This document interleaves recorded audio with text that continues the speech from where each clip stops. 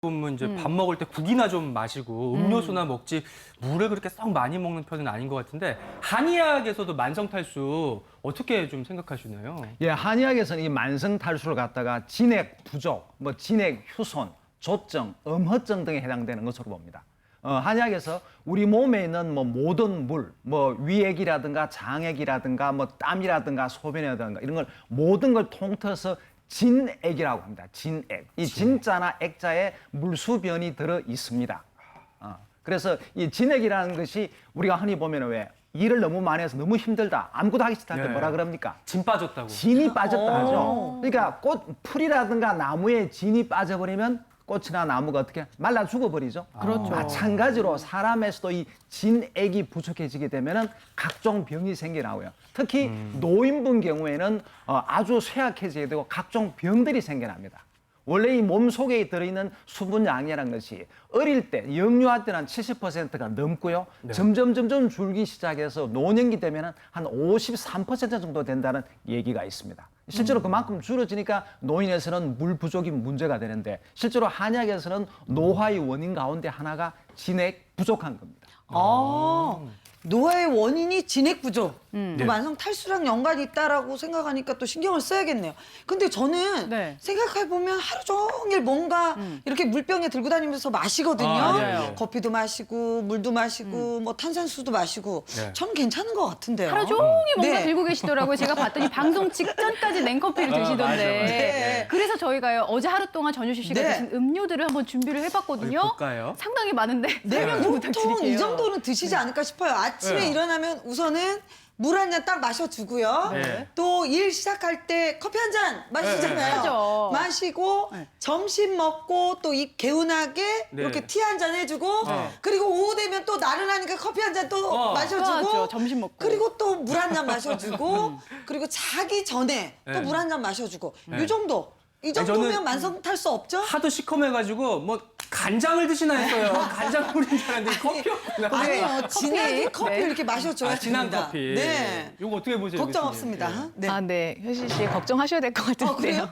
많은 분들이 이 만성 탈수하면은 우리 여름철면 땀을 뻘뻘 흘렸을 때 이럴 때 생길 것 같고 효실 씨처럼 이렇게 나는 충분히 뭔가를 마시고 있기 때문에 괜찮을 거라고 생각하시는데요. 사실은 만성 탈수의 주된 원인 중에 하나가 우리 주변에서 넘쳐나는 바로 이런 음료들 때문이에요. 대표적으로 커피나 차 같은 이 카페인이 포함된 인용 음료들이 그 경우인데요. 예를 들면 커피를 한 잔 드시면 2배의 양의 물을 또 녹차의 경우에는 1.5배의 물을 몸에서 데리고 이제 빠져나가는 거죠. 그래서 그만큼 물을 더 드셔야 되는데 커피나 차도 물이니까 들어오면 일단 물배가 차니까 배가 그렇죠. 불러서 더 의식적으로 물을 더 안 챙겨 먹게 되면 이제 탈수가 생길 수밖에 없는 것이죠. 그러니까 카페인의 이뇨작용이 탈수를 부른다는 건데 네네. 걱정할 게 없어요. 요새는 기술이 좋아서 디카페인 커피, 카페인을 착 뺀 이런 커피도 나오고 그런 생각이 있었네요. 네, 커피 아니더라도 네. 달달한 주스도 많고 음료도 많고 이런 걸로 보충하면 안 되나요, 교수님? 네, 이 디카페인 커피의 경우는요, 이제 97% 이상을 제거한 경우라서 이론적으로 좀 도움은 되겠죠. 하지만 100%가 아니잖아요, 그러죠? 예. 그래서 가랑비에 마치 옷이 젖듯이 정말 너무 커피 좋아하셔서 그러면 하루 종일 물처럼 드시거나 너무 오래 드시면 카페인이 조금 들어있기 때문에 이 만성 탈수로부터 완전히 자유롭지는 못하죠. 또 하나는 이제 과일 주스의 경우인데 굉장히 달달한 그 단만큼 굉장히 농도가 짙잖아요. 그래서 우리 몸에 들어오면 몸속 그 체액과 물과 이 농도차가 발생하죠. 그런 걸 삼투압이라고 하는데 이 삼투압을 맞추도록 물을 더 많이 이렇게 데리고 이렇게 잡아오는 그런 성질이 있어요. 그래서 굉장히 더 많은 양의 물을 드셔야 되기 때문에 커피나 차나 이런 당분이 들어있는 음료를 드시게 되면 물을 더 많이 드셔서 몸속 수분을 가득 채워야 되는 것이죠. 디카페인 커피나 아니면 과일 주스 이런 것도 안심할 수는 없다는 거 다시 한번 네. 기억하셨으면 좋겠고요. 근데 아까 전에 시작하면서 서 교수님께서 10명 중 7명, 70%가 이제 탈수 증세를 겪고 있다 이런 말씀하셨는데 네. 그러면 생각보다 많은 분들이 탈수를 겪고 있는 거지만 뭐 탈수 때문에 아팠다 뭐 이런 얘기는 못 들어본 것 같아요. 그러니까요. 예. 탈수가 계속되면 건강에 어떤 영향을 미칠까요, 교수님? 젊은 분들은 이 탈수 조금 있다고 크게 문제는 안 되지만 노년기에는 큰 문제가 될 수가 있습니다.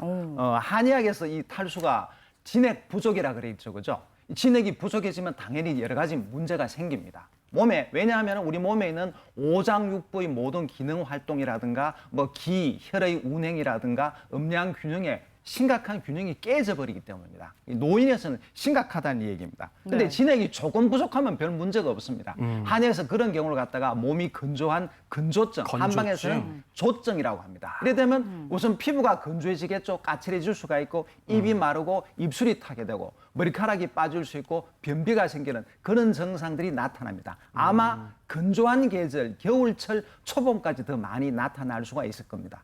특히나 보면 평소에 채소나 과일을 잘 안 먹고 물을 적게 드시는 분들이 겨울철에 조증이 잘 생깁니다.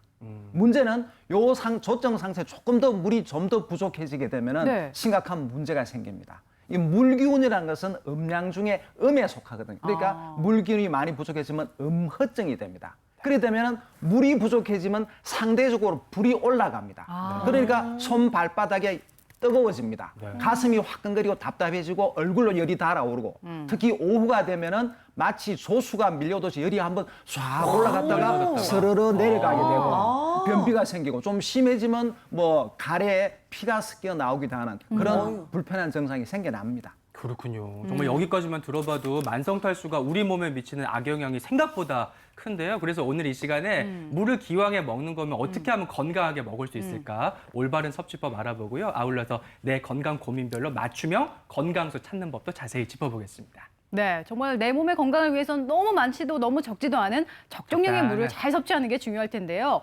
먼저 내 몸에 물이 부족할 경우 만성 탈수가 지속되면 건강에 어떤 적신호가 켜지는지 하나하나 구체적으로 알아보도록 할게요. 만병의 근원한 만성 탈수가 부르는 질환. 그 첫 번째는요. 번째. 비만과 당뇨가 찾아올 수 있다고요. 서 교수님. 네, 맞습니다. 이 미국에서 건강 영양 조사 자료에서 연구한 걸 보면요. 하루에 평균 한 1.5리터 정도의 물을 마시는 분들이 약 평균 193kcal 정도의 칼로리 섭취가 적었다는 건데요. 당연히 물을 많이 드시니까 배가 불러요. 물배가 차서 음식을 드실 기회를 좀 적게 가져서 이제 비만을 예방해 준다는 것이고, 또 프랑스에서 한 3천여 명의 그런 성인을 대상으로 물 마시는 양하고 조사한 게 있는데 500cc 이하로 물을 드시는 분들이 네. 1리터 정도 드시는 분보다 고혈당 위험률이 68% 정도가 높았다고 그러고요. 또 1리터 이상 드시는 분하고 비교했더니 무려 79% 정도까지 고혈당 위험이 높았는데요.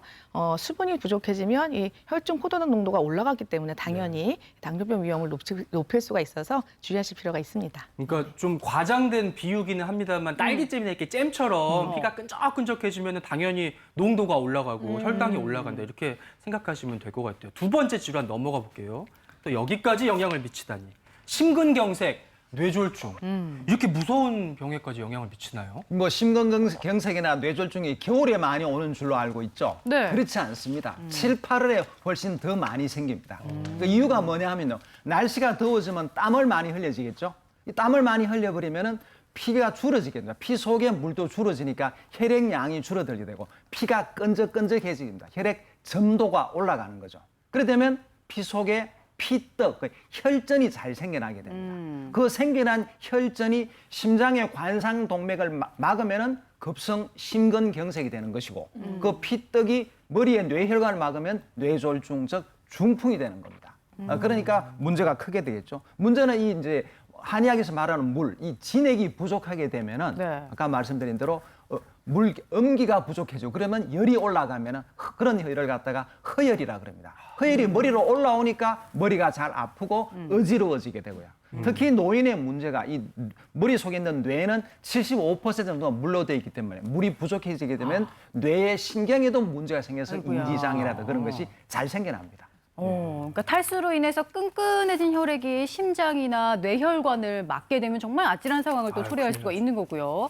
마지막 만성 탈수가 부르는 질환 한번 알아봅니다. 바로 방광암 그리고 대장암도 올 수가 있대요. 네, 맞습니다.